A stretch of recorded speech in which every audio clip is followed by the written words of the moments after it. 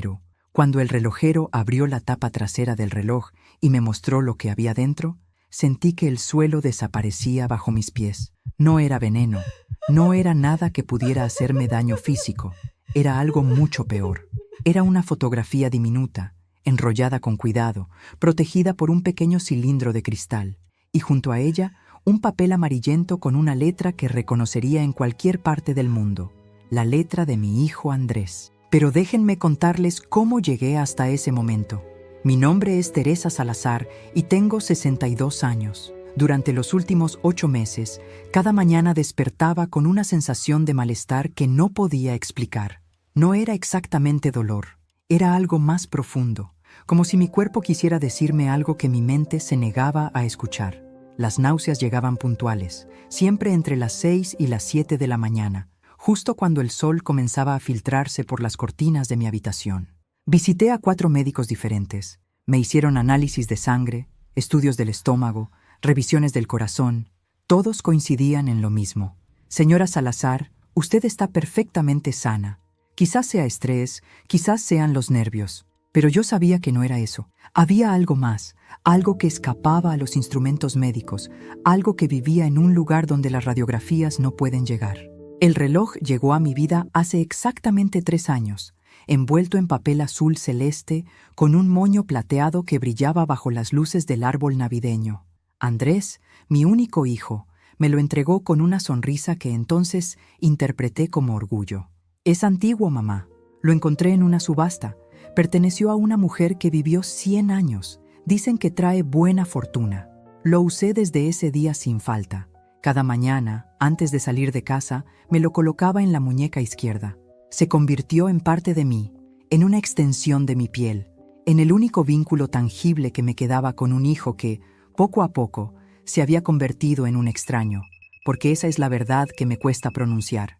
Andrés y yo llevamos 2 años sin hablarnos realmente.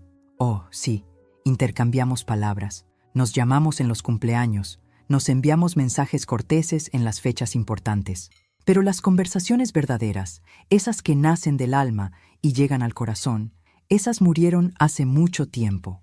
Todo comenzó con un malentendido, o quizás comenzó mucho antes, con pequeños silencios que fui acumulando como quien guarda monedas en un frasco, sin darse cuenta de que el peso terminaría rompiéndolo todo. Andrés se casó con Valentina hace 5 años, y desde entonces algo cambió entre nosotros. No fue culpa de ella, aunque durante mucho tiempo quise creer que sí. Era más fácil señalar hacia afuera que mirar hacia adentro. La verdad es que yo cometí errores, muchos. Hablé cuando debí callar, callé cuando debí hablar, opiné sobre decisiones que no me correspondían, y cuando Andrés me pidió espacio, yo interpreté esa palabra como abandono. El orgullo es una enfermedad silenciosa.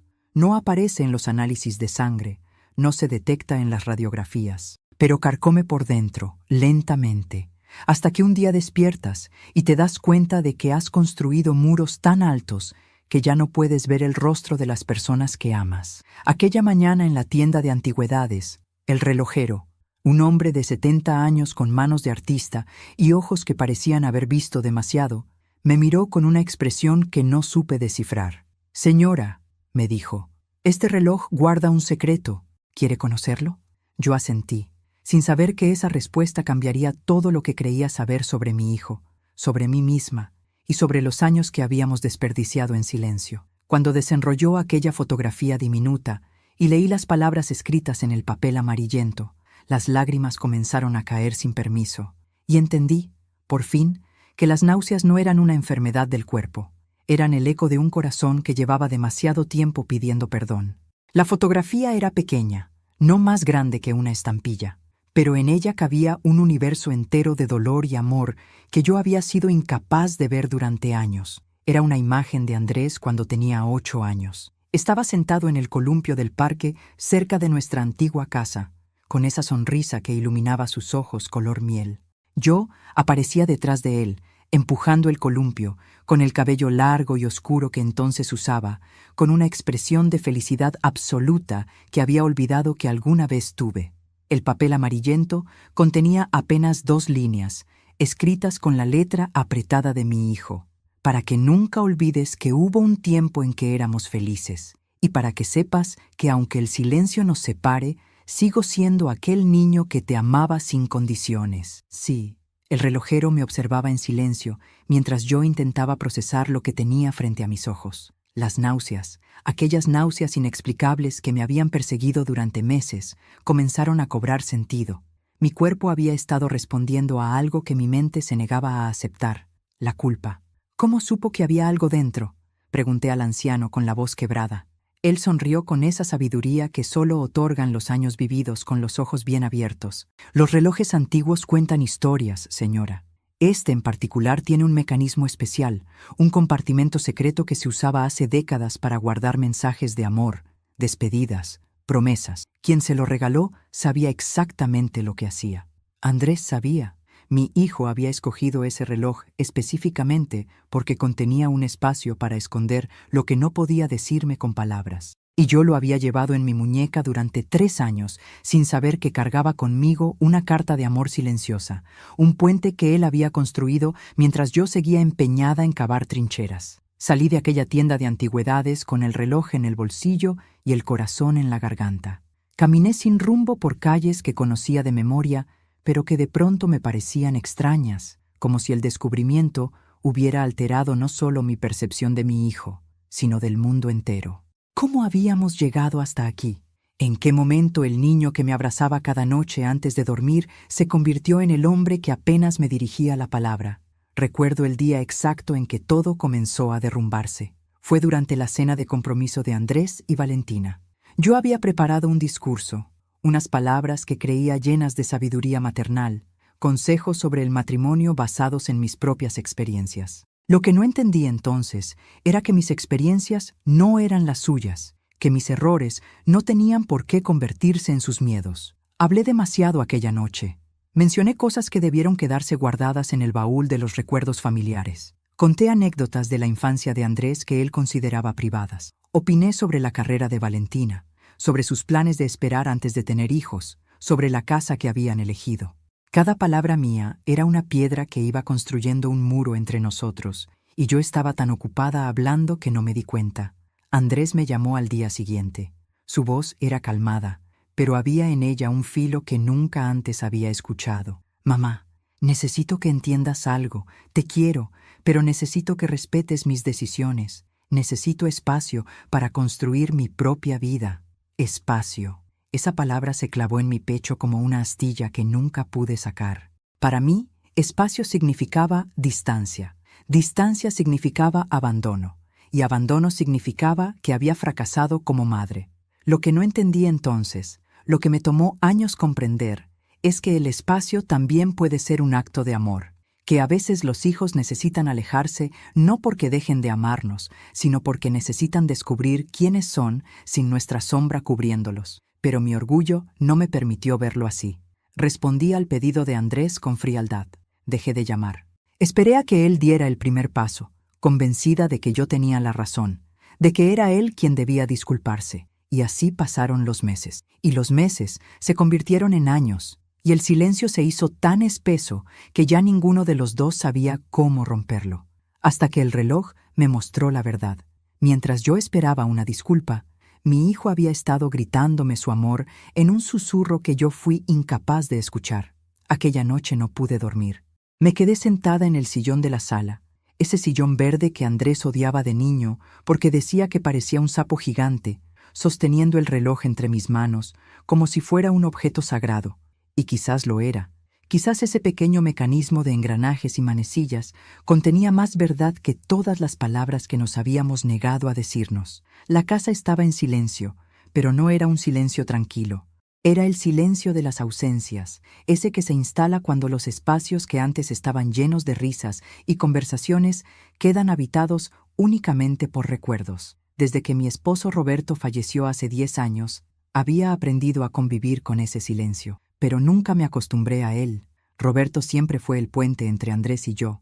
Él sabía cuándo intervenir, cuándo callar, cuándo un abrazo era más necesario que un consejo. Cuando él partió, dejó un vacío que ninguno de los dos supo cómo llenar. Yo me refugié en la necesidad de controlar, de asegurarme de que mi hijo estuviera bien, de protegerlo de errores que quizás necesitaba cometer para crecer. Y Andrés se refugió en la distancia, construyendo una vida donde mi presencia fuera opcional.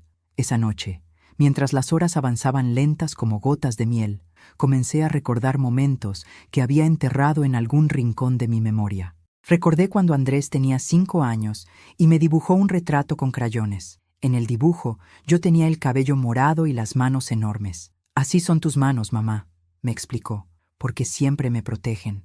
Guardé ese dibujo durante años en una caja que ahora no sé dónde está. Recordé cuando tenía 15 años y llegó llorando de la escuela porque una chica le había roto el corazón. Me senté con él en la cocina, le preparé chocolate caliente y lo escuché durante horas sin interrumpir. Esa noche me dijo: «Gracias por no darme consejos, mamá. Solo necesitaba que me escucharas». ¿En qué momento olvidé esa lección? ¿Cuándo dejé de escuchar para solo hablar? Recordé el día de su graduación universitaria, cuando subió al escenario con su toga y su birrete, y buscó mi rostro entre la multitud antes de recibir su diploma. Nuestras miradas se encontraron y él sonrió con esa sonrisa que heredó de su padre, esa que le iluminaba los ojos. Yo lloré de orgullo, convencida de que nada podría separarnos jamás, pero la vida tiene formas extrañas de enseñarnos humildad. Cuando amaneció, tomé una decisión. Iba a llamar a Andrés. Iba a romper el silencio de 2 años con 3 palabras simples. Encontré tu mensaje. Pero cada vez que tomaba el teléfono, mis dedos se paralizaban. El orgullo, ese viejo compañero que tanto daño me había hecho, seguía susurrándome al oído. ¿Y si te rechaza? ¿Y si ya es demasiado tarde? ¿Y si el mensaje era solo un gesto vacío y él ya no quiere saber nada de ti? El miedo al rechazo es una prisión invisible. Te encierra en una celda construida con tus propias inseguridades y tira la llave donde no puedes alcanzarla. Yo había vivido en esa prisión durante demasiado tiempo, convenciéndome de que era más seguro no intentar que arriesgarme a fracasar. Pasaron 3 días. 3 días en los que releí el mensaje de Andrés cientos de veces, en los que miré la fotografía hasta memorizar cada detalle, en los que ensayé conversaciones imaginarias que nunca sucedían. Y entonces, una tarde de lluvia, el teléfono sonó. Era mi hermana Lucía, la única persona que conocía toda la historia entre Andrés y yo, la única que se había atrevido a decirme verdades que yo no quería escuchar. «Teresa», me dijo con esa voz suya, que siempre parece saber más de lo que dice. «¿Has hablado con tu hijo últimamente?» «No», admití. «¿Por qué?» Hubo un silencio al otro lado de la línea, un silencio que se sintió eterno. «Porque acabo de encontrarme con Valentina en el mercado, y me contó algo que creo que deberías saber». Mi corazón se detuvo por un instante. En ese momento, sin saber aún lo que mi hermana estaba a punto de revelarme, comprendí que la vida estaba dándome una última oportunidad, y que esta vez no podía desperdiciarla. Lo que Lucía me contó aquella tarde cambió la perspectiva desde la cual había estado mirando los últimos 2 años de mi vida. Valentina le había confesado, entre los pasillos del mercado y con lágrimas contenidas, que Andrés no estaba bien, no físicamente, sino en ese lugar profundo donde habitan las emociones que no sabemos nombrar. Mi hijo, ese hombre que yo creía indiferente a mi ausencia, llevaba meses despertando en mitad de la noche, incapaz de dormir, perseguido por una culpa que no sabía cómo resolver. «Él piensa que tú no quieres saber nada de él», me dijo Lucía. «Valentina me contó que varias veces ha tomado el teléfono para llamarte, pero se detiene. Tiene miedo, Teresa. Tiene miedo de que lo rechaces». Las palabras de mi hermana cayeron sobre mí como agua helada. Durante todo este tiempo, mientras yo me convencía de que Andrés me había abandonado, él estaba librando la misma batalla desde el otro lado del silencio. Los dos habíamos construido muros idénticos. Los dos esperábamos que el otro diera el primer paso. Los dos teníamos tanto miedo de ser rechazados que preferíamos la agonía de la distancia a la posibilidad del rechazo. ¿Cuánto dolor nos habríamos ahorrado si alguno de los dos hubiera sido más valiente? Valentina también le había contado a Lucía sobre el reloj. Fue idea de ella, según me enteré. Ella fue quien encontró aquel reloj antiguo en la subasta, quien descubrió el compartimento secreto, quien sugirió a Andrés que lo usara para enviarme un mensaje que no se atrevía a decir en voz alta. «Tu madre necesita saber que la amas», le había dicho Valentina, «pero también necesita descubrirlo por sí misma, a su tiempo. Qué sabia era esa mujer a quien yo había juzgado sin conocer. Qué injusta había sido al culparla por el distanciamiento con mi hijo, cuando en realidad ella había sido el único puente que él había intentado construir hacia mí. Esa noche llamé a Valentina. Mis manos temblaban mientras marcaba el número, y mi voz sonó extraña cuando ella contestó, como si perteneciera a otra persona. Valentina, soy Teresa. Necesito hablar contigo. Hubo un silencio breve, cargado de sorpresa. Luego, su voz cálida atravesó la línea telefónica. Llevo 3 años esperando esta llamada, Teresa. No sabes cuánto. Hablamos durante 2 horas. 2 horas en las que ella me contó cosas sobre mi hijo que yo desconocía. Me habló de las noches en que Andrés miraba fotos antiguas de nuestra familia y se quedaba en silencio durante horas. Me contó sobre el Día de las Madres del año pasado, cuando él compró una tarjeta para mí, la escribió completa y luego no tuvo el valor de enviarla. Me reveló que guardaba esa tarjeta en el cajón de su mesa de noche, junto a otros objetos que yo le había regalado a lo largo de su vida. Él te extraña cada día, me dijo Valentina, pero el orgullo es un monstruo silencioso que devora lo mejor de nosotros. Y Andrés heredó ese orgullo de alguien. Tenía razón. Mi hijo había aprendido de mí el arte terrible de callar cuando más necesitaba hablar. Yo le había enseñado, sin querer, que el silencio era una forma de protegerse del dolor, y ahora los dos estábamos atrapados en una cárcel que yo misma había construido. ¿Cómo lo soluciono?, pregunté, sintiendo que las lágrimas comenzaban a caer. ¿Cómo deshago tanto daño? No puedes deshacer el pasado, Teresa, pero puedes construir un presente diferente. Andrés necesita escuchar de tu boca lo que llevas años callando. Necesita saber que lo amas sin condiciones, que respetas sus decisiones, que estás dispuesta a conocerlo como el hombre que es hoy, y no solo como el niño que fue. Antes de colgar, Valentina me dijo algo que se quedó grabado en mi memoria. La familia no es perfecta, Teresa. Está hecha de personas imperfectas que eligen amarse a pesar de sus errores. El amor verdadero no exige perfección, exige presencia.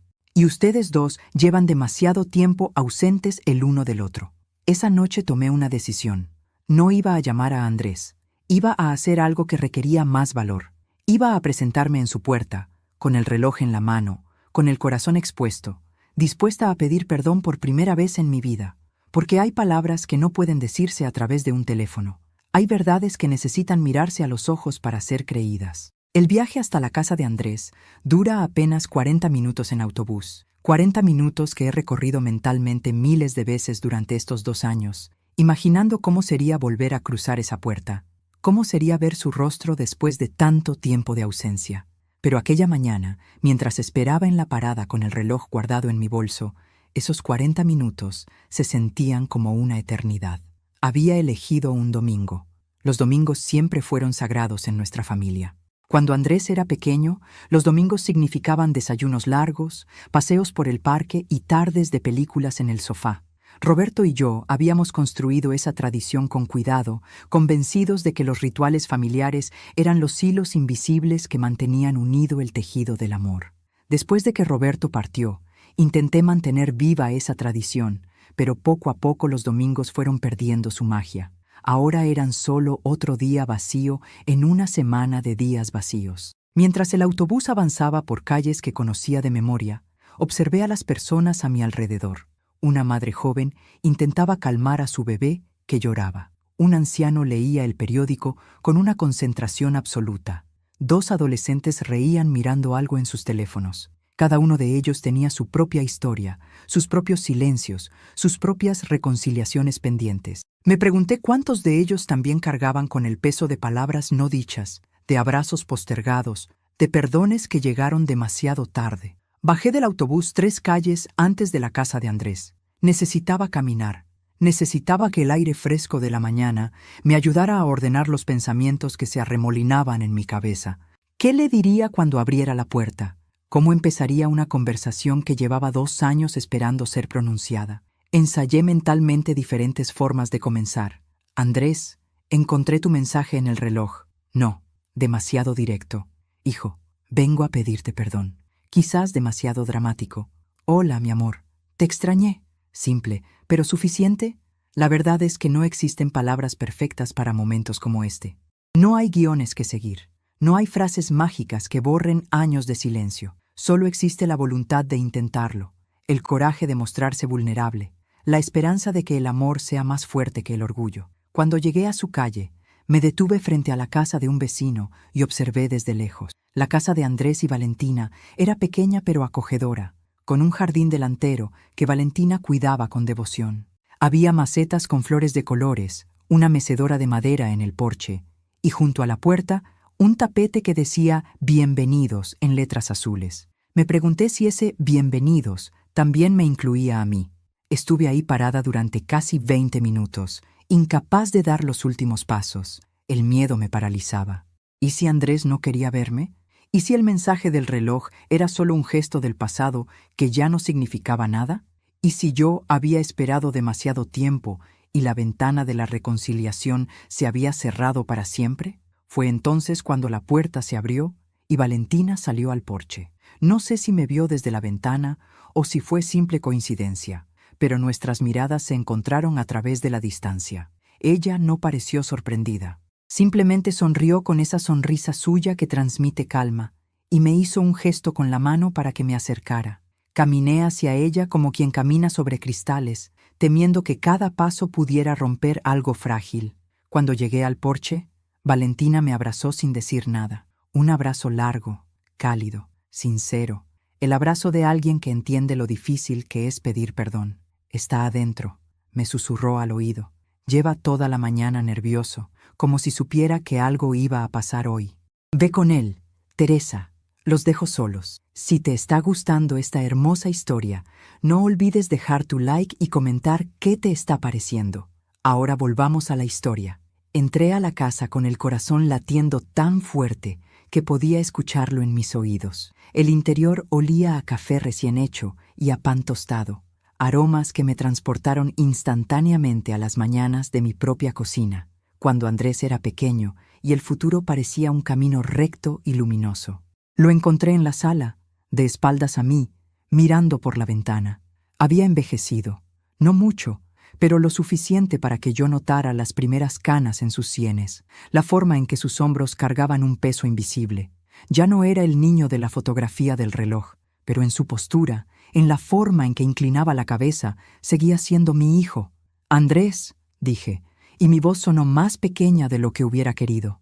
Él se dio vuelta lentamente, y cuando sus ojos se encontraron con los míos, vi en ellos exactamente lo mismo que yo sentía: miedo, esperanza, amor y una tristeza profunda que solo nace cuando se ha perdido demasiado tiempo.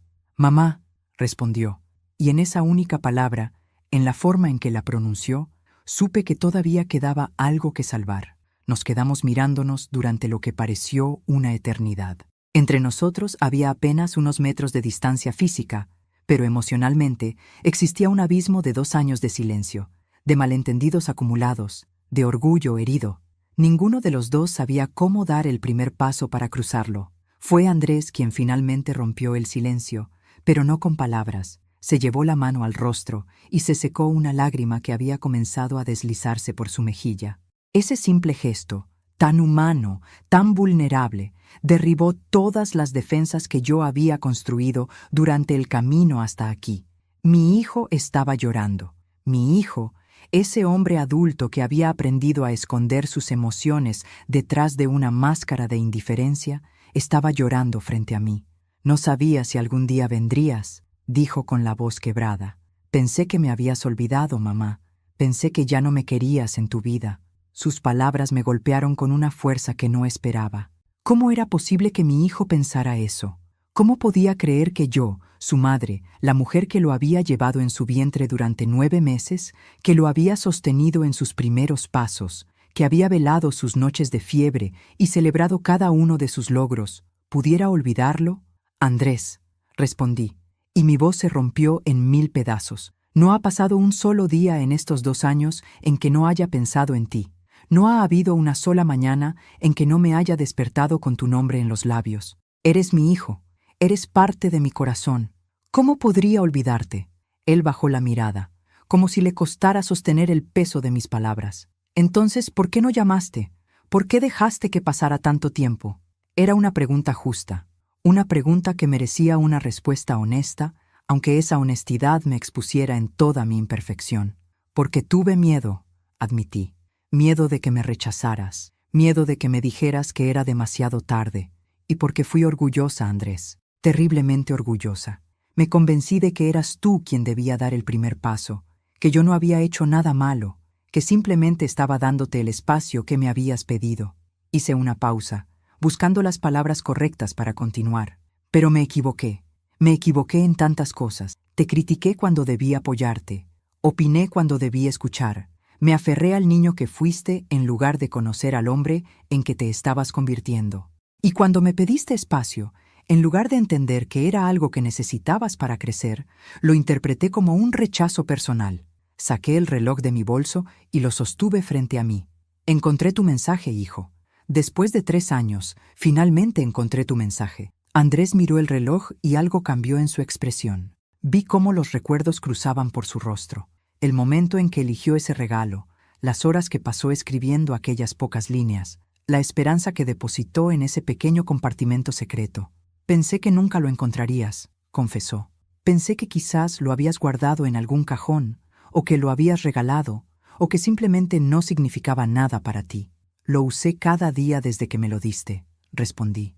Cada mañana, antes de salir de casa, me lo ponía en la muñeca. Era lo único que me quedaba de ti, Andrés. Era mi forma de sentirte cerca, aunque estuviéramos tan lejos. Él dio un paso hacia mí, luego otro, y de pronto, sin que ninguno de los dos lo planeara, estábamos abrazándonos en medio de la sala.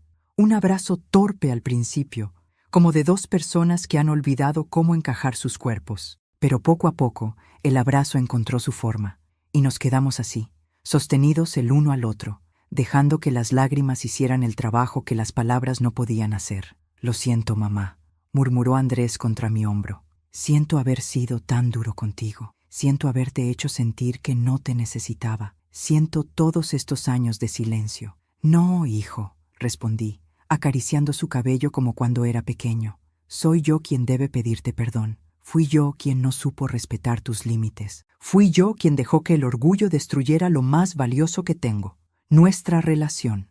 Nos separamos lentamente, mirándonos a los ojos con una honestidad que no habíamos compartido en años. En ese momento, supe que el camino hacia la reconciliación no sería fácil. No se pueden borrar 2 años de distancia con un solo abrazo, pero también supe que estábamos dispuestos a intentarlo, y eso era más de lo que teníamos ayer. ¿Te quedas a desayunar?, preguntó Andrés, secándose las lágrimas con el dorso de la mano. Valentina hace unos panqueques increíbles. Dice que es receta de su abuela. Sonreí. Era una invitación simple, cotidiana, pero en ese contexto significaba mucho más. Era una puerta que se abría, una oportunidad de reconstruir lo que habíamos perdido. Me encantaría, respondí. Caminamos juntos hacia la cocina, donde Valentina ya había comenzado a preparar la masa.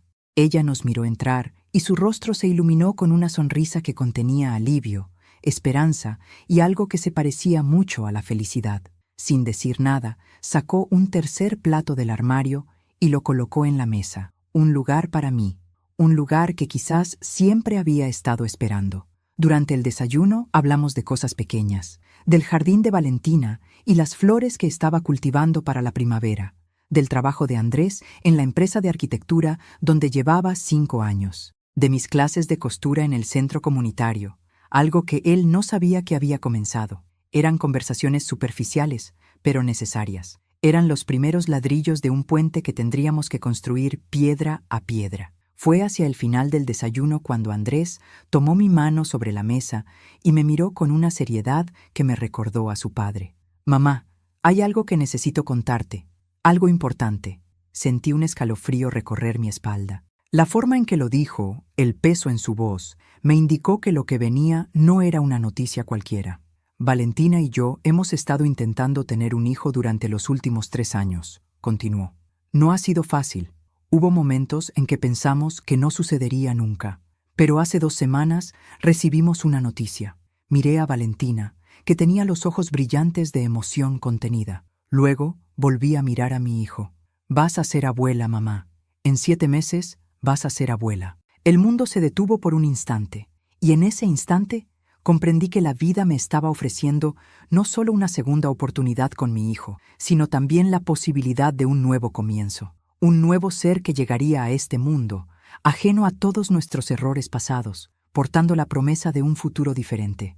Las lágrimas volvieron a caer, pero esta vez eran lágrimas de una alegría que no sabía que aún era capaz de sentir. Los meses que siguieron a aquella mañana de reconciliación fueron los más luminosos que había vivido en años. Era como si alguien hubiera abierto las cortinas de una habitación que había permanecido a oscuras durante demasiado tiempo, dejando entrar un torrente de luz que iluminaba rincones que yo creía perdidos para siempre. Comencé a visitar a Andrés y Valentina cada domingo, recuperando esa tradición familiar que tanto había extrañado. Llegaba temprano, con algún postre casero o un ramo de flores del mercado, y pasábamos las mañanas conversando, cocinando juntos, construyendo poco a poco el puente que el silencio había destruido. No era perfecto. A veces surgían momentos incómodos, silencios que se extendían un poco más de lo necesario, temas que evitábamos por miedo a reabrir heridas. Pero estábamos intentándolo, y eso era lo que importaba. Valentina se convirtió en la hija que nunca tuve.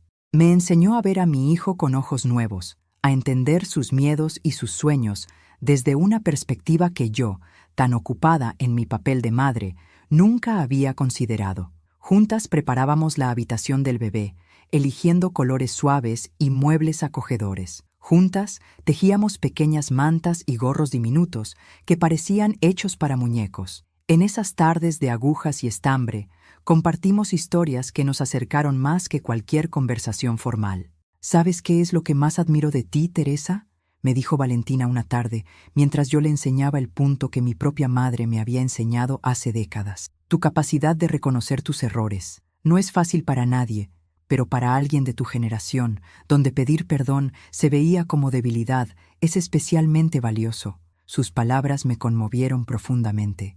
Durante toda mi vida había creído que la fortaleza consistía en mantenerse firme, en no mostrar vulnerabilidad, en tener siempre la razón. Pero la verdadera fortaleza, comprendí entonces, reside en la capacidad de doblarse sin romperse, de admitir que nos equivocamos, de tender la mano incluso cuando el orgullo nos grita que no lo hagamos. El embarazo de Valentina avanzaba sin complicaciones, y con cada semana que pasaba, mi emoción crecía. Iba a ser abuela. Después de tantos años de vacío, de soledad, de domingos silenciosos en una casa demasiado grande para una sola persona, iba a tener una razón para levantarme cada mañana con el corazón lleno de propósito. Pero la vida, esa maestra implacable que nunca deja de enseñarnos lecciones, tenía otros planes. Fue durante el 5.º mes del embarazo de Valentina cuando las náuseas regresaron. Aquellas náuseas matutinas que habían desaparecido misteriosamente después de mi reconciliación con Andrés volvieron con una intensidad que me asustó. Pero esta vez venían acompañadas de otros síntomas, un cansancio profundo que ninguna cantidad de sueño podía aliviar, una pérdida de apetito que me hacía ver la comida como un enemigo, dolores en lugares que antes no dolían. Al principio intenté ignorarlo. Me convencí de que era solo el estrés de los cambios, la emoción del bebé que venía en camino, quizás el peso de tantas emociones acumuladas finalmente cobrándose su precio. Pero cuando comencé a perder peso sin proponérmelo, cuando las ojeras se instalaron permanentemente bajo mis ojos, cuando subir las escaleras de mi casa se convirtió en un desafío, supe que algo andaba mal. No le dije nada a Andrés. No quería preocuparlo, no quería empañar la alegría del embarazo con mis problemas. Además, una parte de mí tenía miedo de lo que los médicos pudieran encontrar. A veces, la ignorancia se disfraza de esperanza. Fue Lucía quien finalmente me obligó a actuar. Vino a visitarme una tarde, y al verme, su rostro se transformó en una máscara de preocupación que no pudo disimular. «Teresa, ¿qué te está pasando? Estás pálida como un fantasma y has perdido mucho peso». «No es nada», mentí. «Solo estoy cansada». Pero mi hermana me conocía demasiado bien. Me tomó de las manos, me miró directamente a los ojos, y con esa voz que no admite discusión, me dijo: «Mañana mismo vas al médico». Y no acepto un no por respuesta. Fui al médico, y luego a otro, y a otro más. Hubo análisis de sangre, estudios complicados con nombres que no podía pronunciar, esperas interminables en salas frías que olían a desinfectante y a miedo. Cada vez que un médico fruncía el ceño mirando mis resultados, sentía que un pedazo de mi esperanza se desprendía y caía al vacío.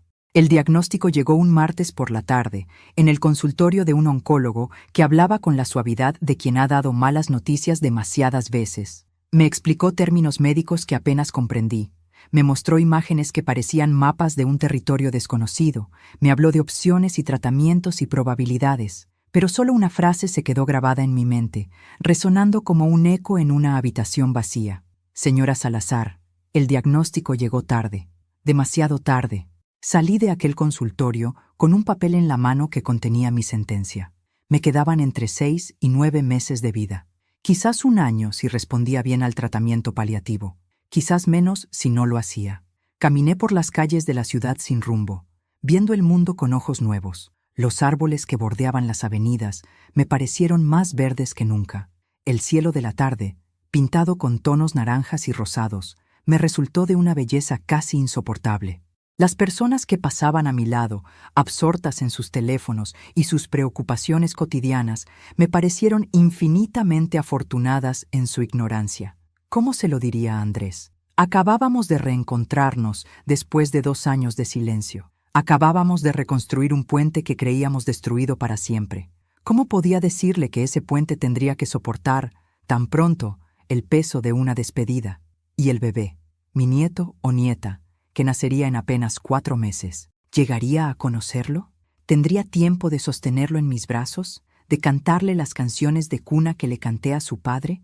¿De transmitirle, aunque fuera una pequeña parte del amor que sentía por él incluso antes de que existiera? Esa noche, sentada en el sillón verde de mi sala, con el reloj de Andrés apretado contra mi pecho, tomé una decisión. No iba a desperdiciar el tiempo que me quedaba en lamentos ni en autocompasión. No iba a permitir que la sombra de la despedida oscureciera los días luminosos que aún podía vivir. Iba a abrazar cada momento con la intensidad de quien sabe que los momentos son finitos, que cada amanecer es un regalo, que cada abrazo podría ser el último. Y sobre todo, iba a asegurarme de que cuando llegara el momento de partir, no quedaran palabras sin decir, abrazos sin dar, ni perdones sin otorgar. Porque si algo me había enseñado el silencio de estos años, era que el tiempo perdido no se recupera, y yo ya había perdido demasiado. Le conté a Andrés una semana después del diagnóstico. No encontraba el momento adecuado. No existía un momento adecuado para una noticia así, pero sabía que cada día que pasaba sin decírselo era un día de engaño, y ya habíamos tenido suficientes silencios entre nosotros. Elegí una tarde de domingo, después del almuerzo, cuando Valentina se había recostado a descansar, y nosotros dos nos quedamos solos en el jardín. El sol de otoño bañaba las flores con una luz dorada que parecía sacada de un cuadro, y el aire tenía ese aroma a tierra húmeda que siempre me ha recordado a los nuevos comienzos. Qué extraño, pensé, hablar de finales en un escenario tan lleno de vida. Andrés, comencé, tomando su mano entre las mías, necesito contarte algo difícil, y necesito que me escuches hasta el final antes de decir nada. Vi cómo su rostro se tensaba, cómo sus ojos buscaban en los míos alguna pista de lo que venía. Creo que, en algún nivel profundo, ya lo sabía. Los hijos siempre saben cuando algo anda mal con sus madres, aunque no puedan nombrarlo. Le conté todo. El regreso de las náuseas, las visitas a los médicos, los análisis interminables, el diagnóstico que había caído sobre mí como una sentencia inapelable. Le hablé de los 6 a 9 meses que me quedaban, del tratamiento paliativo que me ayudaría a mantener la calidad de vida, de la certeza terrible y al mismo tiempo liberadora de saber que el tiempo tiene un límite. Andrés no dijo nada durante un largo rato. Se quedó mirando las flores del jardín, esas flores que Valentina cuidaba con tanto amor, y vi cómo las lágrimas comenzaban a caer por sus mejillas sin que hiciera ningún esfuerzo por detenerlas. Eran lágrimas silenciosas, las más dolorosas de todas, las que nacen de un lugar tan profundo que no encuentran voz para expresarse. No es justo, murmuró finalmente. Acabamos de recuperarnos, acabamos de volver a encontrarnos. No es justo que ahora... La vida no se trata de justicia, hijo, respondí, acariciando su rostro como cuando era pequeño y venía a mí con alguna pena. se trata de lo que hacemos con el tiempo que nos toca. Y yo perdí demasiado tiempo en enojos y orgullos que ahora me parecen tan pequeños, tan insignificantes frente a lo que realmente importa. ¿Y qué es lo que realmente importa, mamá? Lo pensé durante un momento. Era una pregunta que llevaba semanas haciéndome a mí misma desde que salí de aquel consultorio con mi sentencia en la mano. ¿Qué importa cuando sabes que el tiempo se acaba?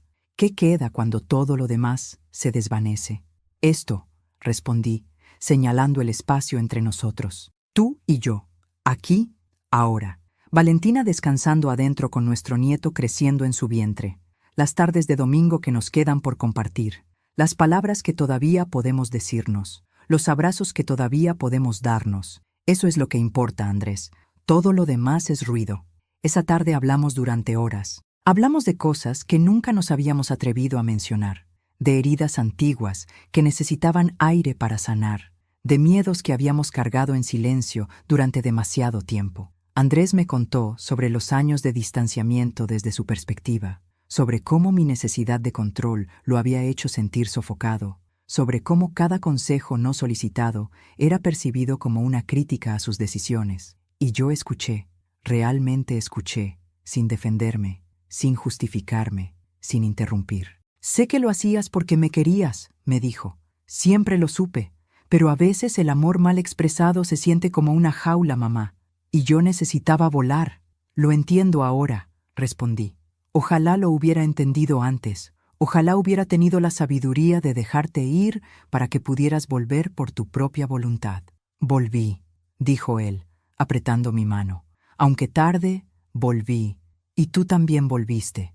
Eso es lo que cuenta. Los meses siguientes fueron un regalo que no merecía, pero que recibí con gratitud infinita. El tratamiento funcionaba mejor de lo esperado, y aunque sabía que no había cura, cada día extra era una victoria pequeña contra el reloj que no dejaba de avanzar. Valentina dio a luz una noche de primavera, cuando los árboles estaban cubiertos de flores y el aire olía a promesas. Fue una niña perfecta, con los ojos de su padre y la nariz de su madre, con dedos diminutos que se aferraron a mi dedo índice como si supiera exactamente quién era yo. Se llamará Esperanza, anunció Andrés, con los ojos brillantes de emoción, porque eso es lo que nos ha devuelto, mamá. Esperanza. Sostuve a mi nieta en mis brazos y sentí que algo se completaba dentro de mí. Toda la tristeza de los años perdidos, todo el dolor del diagnóstico, todo el miedo al futuro incierto, se disolvió por un instante en la presencia de esa vida nueva, de esa pequeña criatura que acababa de llegar al mundo, sin saber nada de los errores de los adultos, sin cargar con el peso de nuestras historias. Esperanza, susurré, besando su frente suave. ¡Qué nombre tan perfecto! Los días se convirtieron en semanas, y las semanas en meses. Mi salud fluctuaba como las mareas, con días buenos en los que casi podía olvidar que estaba enferma, y días difíciles en los que el cuerpo me recordaba con dureza sus limitaciones. Pero incluso en los días difíciles, encontraba razones para sonreír. Una foto de Esperanza en mi teléfono, una llamada de Andrés preguntando cómo me sentía, una visita de Valentina con flores frescas del jardín. Comencé a escribir. No sé exactamente cuándo ni por qué, pero un día tomé un cuaderno y empecé a volcar en él todo lo que quería que Esperanza supiera cuando fuera mayor. Le escribí sobre su bisabuelo Roberto, sobre cómo se conocieron sus abuelos, sobre las tradiciones familiares que esperaba que ella continuara. Le escribí sobre los errores que cometí y las lecciones que aprendí de ellos. Le escribí sobre el perdón, sobre cómo es más fácil otorgarlo que pedirlo, pero cómo ambos son necesarios para vivir en paz. Querida Esperanza, escribí una noche, cuando el silencio de la casa era tan profundo que podía escuchar los latidos de mi propio corazón. Cuando leas estas palabras, probablemente yo ya no esté, pero quiero que sepas que te amé desde antes de conocerte, que tu llegada le dio sentido a mis últimos días, que cada sonrisa tuya fue un regalo que guardaré en el lugar donde vayan los recuerdos cuando dejamos de existir. Le escribí sobre el reloj, ese reloj antiguo que ahora guardaba no uno, sino 2 mensajes secretos, el original de su padre y uno nuevo que yo había añadido para ella. Le expliqué que algún día, cuando fuera mayor, debería abrirlo y encontrar las palabras que su abuela le dejó escondidas en ese pequeño compartimento. No dejes que el orgullo te separe de las personas que amas, le aconsejé. No esperes a que sea demasiado tarde para decir lo que sientes. No permitas que los malentendidos se conviertan en muros. La vida es demasiado corta y demasiado frágil para desperdiciarla en silencios. Esta mañana, mientras escribo estas últimas páginas, el sol entra por la ventana de mi habitación con esa luz especial que solo tienen los amaneceres de verano. Han pasado 8 meses desde el diagnóstico, más de lo que los médicos predijeron, y aunque sé que el final está cerca, no siento miedo, siento paz. Una paz que no creí posible cuando comenzó todo esto. Andrés vendrá a visitarme esta tarde. Como todos los días, traerá a Esperanza, que ya tiene casi 4 meses, y ha comenzado a reconocer mi rostro, a sonreír cuando me ve.